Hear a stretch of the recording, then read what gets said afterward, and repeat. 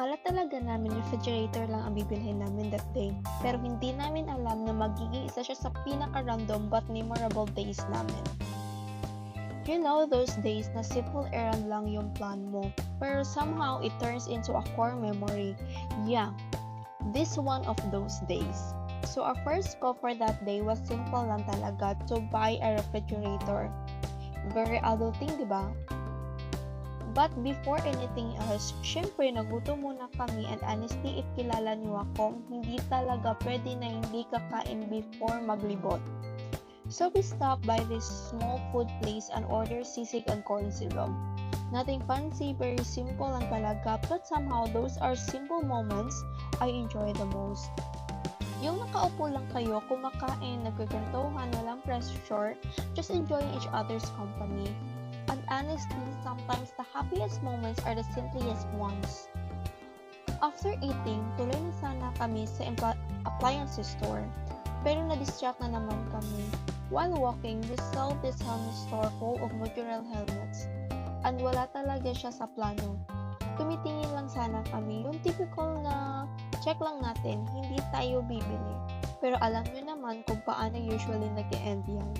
Then suddenly sinasabi ng staff na naka-promo daw. Guys, imagine from mukhang sobrang mahal na helmet, naging around 2.5 na lang.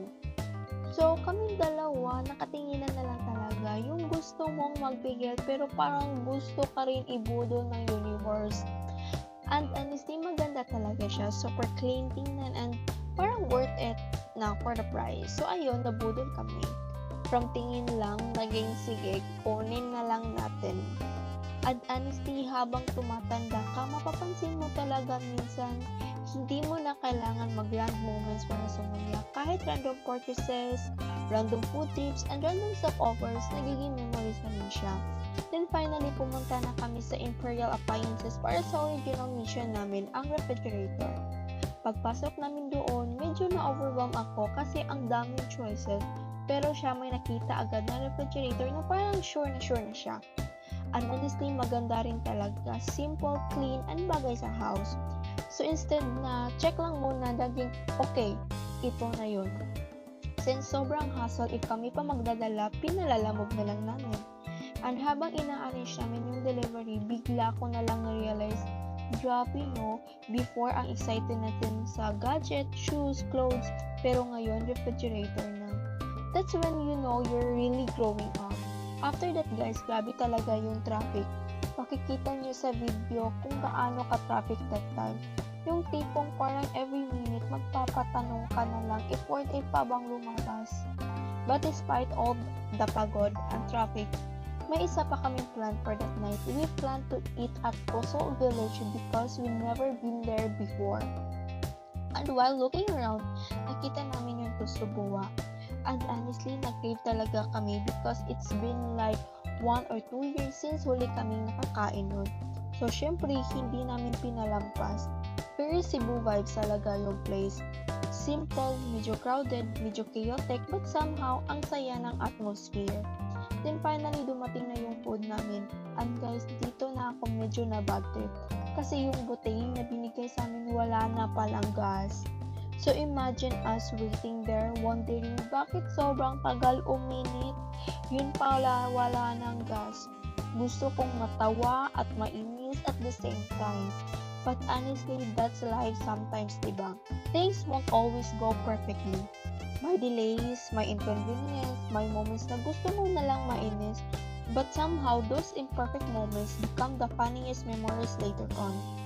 Unfortunately, wala na kaming masyadong video after that because lumipat kami sa seats and medyo nahiya na rin kami mag-vlog.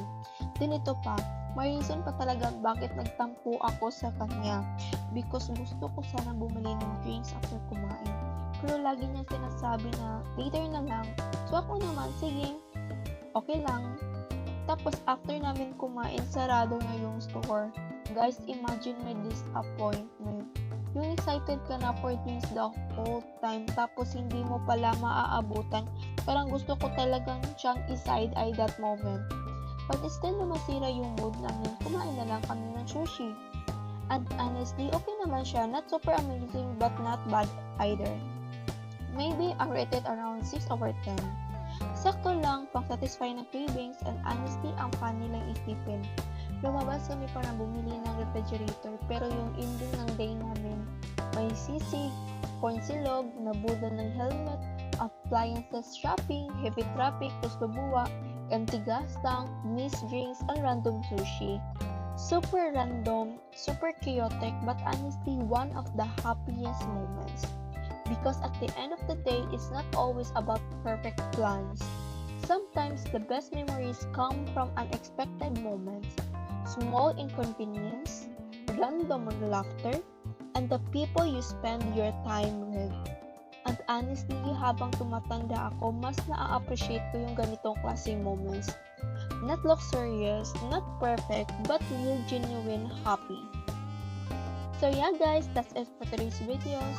If you stayed until the end, thank you so much for spending time with me. Please don't forget to like, share, and subscribe, and hit the notification bell for more updates. Love you guys! Bye-bye!